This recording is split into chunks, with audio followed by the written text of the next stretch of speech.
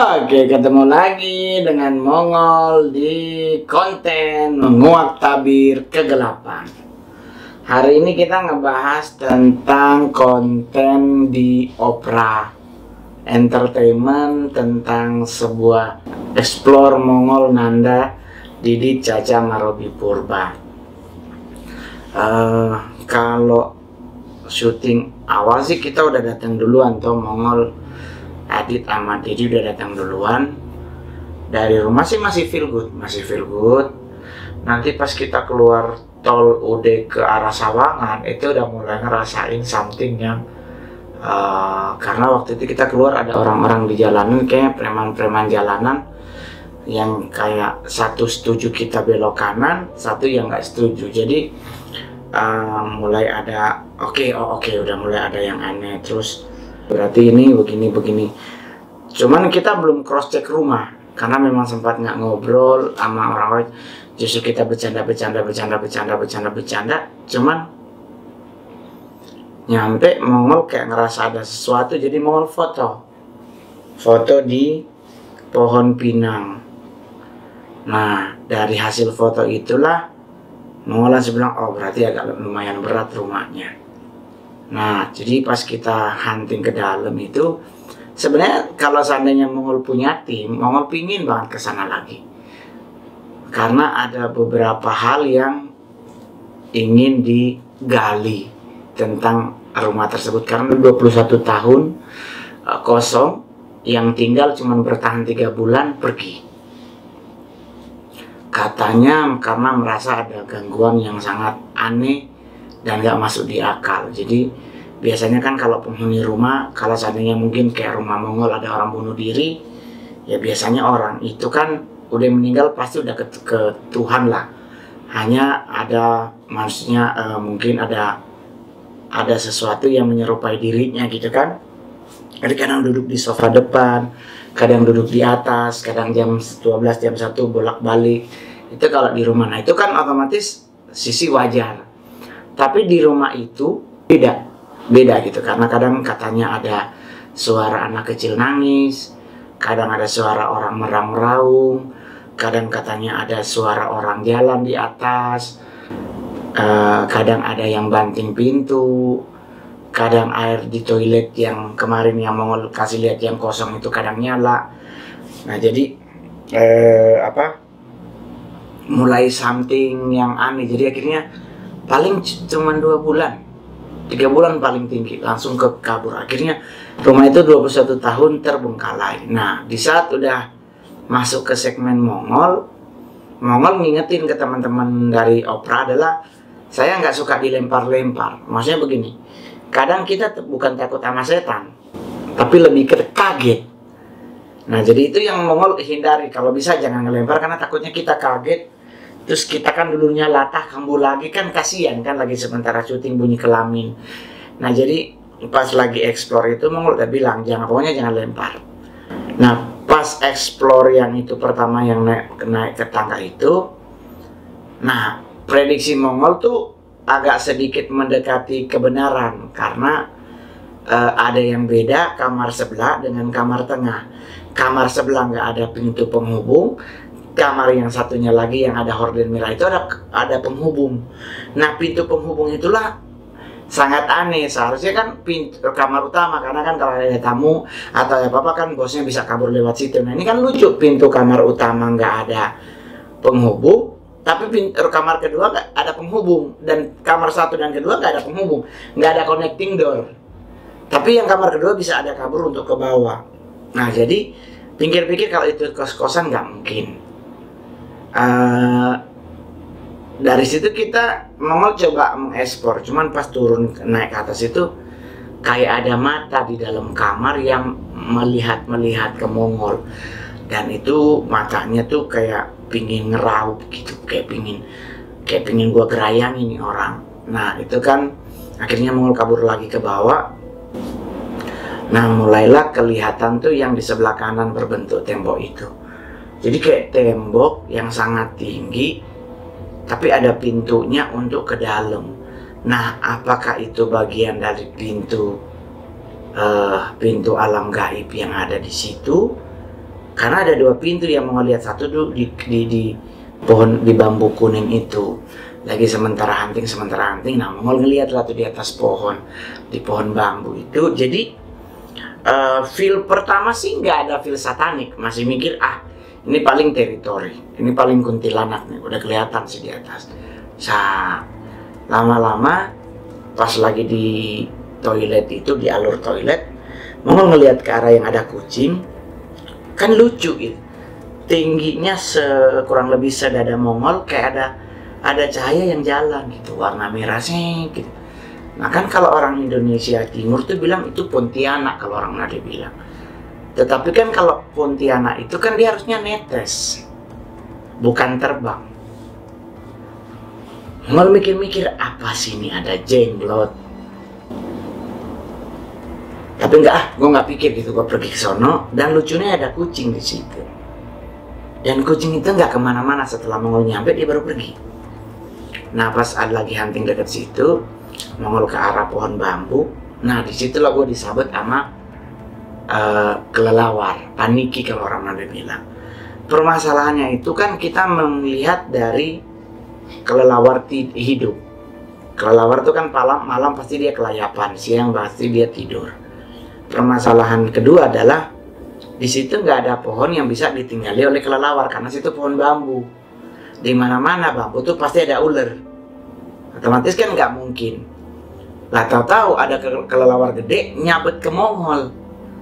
Swing, kita mikir satu, Beelzebub itu kan Lord of Lies. Jadi ciri-cirinya Beelzebub tuh kalau manggil hanya dengan pepaya busuk, dia akan datang berbentuk lalat hijau. Karena semua yang berbentuk terbang tuh pasti induknya Beelzebub. Cuman waktu itu Mongol kepikirnya adalah Belial, karena dia nyambet. Jadi dia ngasih lihat kekuatannya, Mongol langsung kabur kan. Nah, yang menjadi permasalahan kedua adalah pas di dalam. Mongol kan ini kabur dari tempat disabet kelelawar tuh, Mongol masih mau masuk ke dalam rumah. Di dalam rumah ada orang begini. Berdirinya, gue langsung, Bapak di surga. Wah ini berarti yang di dalam rumah nggak bisa keluar gara-gara cermin. Otomatis dia cuma bisa ada di situ. Nah, singkat cerita, acaranya tayang. Pas tayang, Mongol lagi mau nonton, tahu-tahu di hotel ditelepon kalau orang Bali yang pingin wawancara Mongol udah nyampe di lobi hotel. Jadi Mongol nggak nonton, turunlah ke bawah ngobrol. Nyampe di bawah ngobrol, selesai, oke thank you, Mongol balik lagi ke kamar, main Mobile Legends dulu. Kayak ada yang bisikin, tonton dulu video yang tadi. Nah, barulah Mongol tonton. Ditonton pelan-pelan, bolak-balik sekali. Nah, di kedua kali gue tonton, baru gue sadar satu, karena ternyata bukannya si Belial yang nyaplok tadi. Di alur di pohon dekat pohon bambu, kan ada pohon gede, ada pohon, terus ada gazebo. Mongol ngelihat sesosok Apilion. Gue langsung bilang, wah ini otomatis Abaddon, karena Abaddon itu adalah Apollyon. Ada Abaddon di situ. Nah, gue lihat lagi nih yang ketiga di lokasi yang sama. Gue langsung bilang, oh mereka ternyata Abaddon itu lagi sementara siap ngeraup, cuman guanya yang lari-lari. Jadi disitulah Mongol mau ngasih tahu buat teman-teman, selama hidup lu menjalani hidup dengan indah dan baik, nggak menyakiti orang lain, lu nggak membuat orang lain tersakiti, gue sangat yakin tuh penyertaan Tuhan nggak pernah salah apapun latar belakang agamamu. Selama lu menghormati orang tuamu, otomatis Tuhan tuh nggak akan pernah tinggal dia menolong kita.